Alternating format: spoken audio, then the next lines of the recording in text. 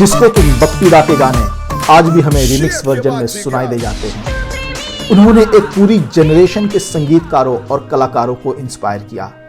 अनोखी dressing style और disco संगीत उनकी यूनिक पहचान थी।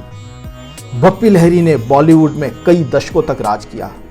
बप्पी दा ने करीब 5000 से ज्यादा गानों को अपने संगीत से सजाया।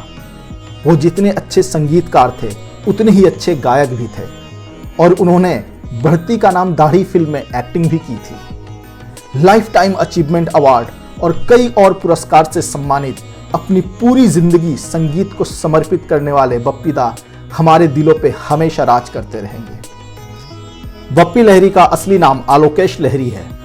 उनका जन्म 27 नवंबर 1952 को पश्चिम बंगाल के जलपाईगुड़ी में हुआ था।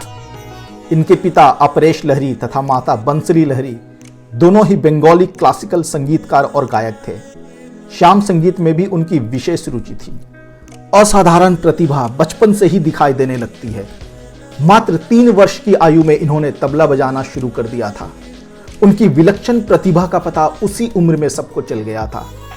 इसके बाद इनके माता पिता ने इन्हें क्लासिकल संगीत का शिक्षा देना शुरू किया, लेकिन जैसे जैसे ये बड़े होते गए इनका रुझान बॉलीवुड, रॉक और डिस्को की तरफ ज्यादा बढ़ने लगा। शायद क्लासिकल बैकग्राउंड से आने के कारण उनके माता पिता को यह बात कुछ खास पसंद नहीं आई, लेकिन बप्पी दा भी जिद्दी थे और 17 साल की उम्र में वो मुंबई आ गए। हालांकि प्रसिद्ध गायक किशोर कुमार रिश्ते में इनके मामा लगते थे, फिर भी पहला काम मिलना इतना आसान भी नहीं था। कुछ दिन स्ट्रगल करने के बाद उन्हें अपनी पहली फिल्म नन्हा शिकारी में म्यूजिक कंपोज करने का काम मिला, लेकिन पहचान मिली जख्मी फिल्म के गाने से। धीरे धीरे इनकी प्रसिद्धि बढ़ने लगी, लेकिन बप्पी दा को एक संगीतकार से लेजेंडरी संगीतकार बनने में अभी कुछ समय था।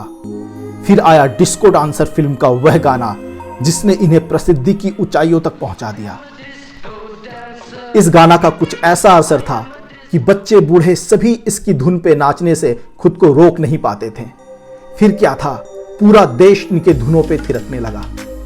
बप्पी लहरी ने छोटे बड़े कई फिल्मों में काम किया है।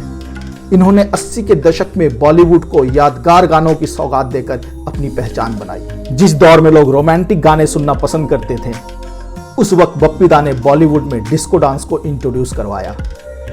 एक इंटरव्यू में बप्पी दा ने बताया कि जब माइकल जैक्सन मुंबई आए थे, बप्पी दा एक जगह पे बैठे हुए थे। माइकल जैक्सन उनकी तरफ आए और उनके गोल्ड चैन पे बने गणपति को देखा, जो उन्हें बहुत पसंद आया।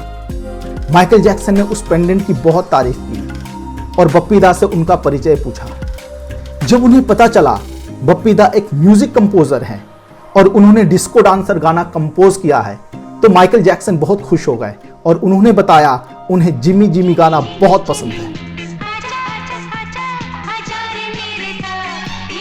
कुछ ऐसी थी बप्पी दा की पॉपुलैरिटी, जिसने 7 समुंदर पार दुनिया के सबसे मशहूर कलाकार को भी उनका कायल बना दिया। बप्पी लहरी सोने को अपने लिए बहुत लकी मानते थे। उनका मानना था कि ज्यादा सोना पहनने से इंडस्ट्री में वो ज्यादा सफल हो पाएंगे। बप्पी दा ने बताया था कि पहली बार उनकी मां ने उन्हें सोने की चेन पहनाई थी। उसके बाद से ही उन्हें इंडस्ट्री में मौका मिलने लगा। इसके बाद उन्होंने कभी पीछे मुड़ के नहीं देखा। उनके यूनिक ड्रेसिंग स्टाइल की वजह से कई बार उनका मजाक भी उड़ाया गया। हंसमुख प्रवृत्ति के बप्पी दा ने कभी मजाक उड़ाने वालों का बुरा नहीं माना। 70 और 80 का दशक इनके संगीत के बिना शायद सूना रह जाता। बप्पी दा एक जिंदा दिल इंसान थे और उनके सभी गाने भी उन्हीं की तरह जीवंत थे।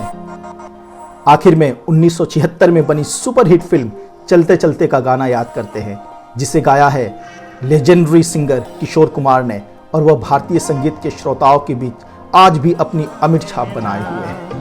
कभी अलविदा ना कहना।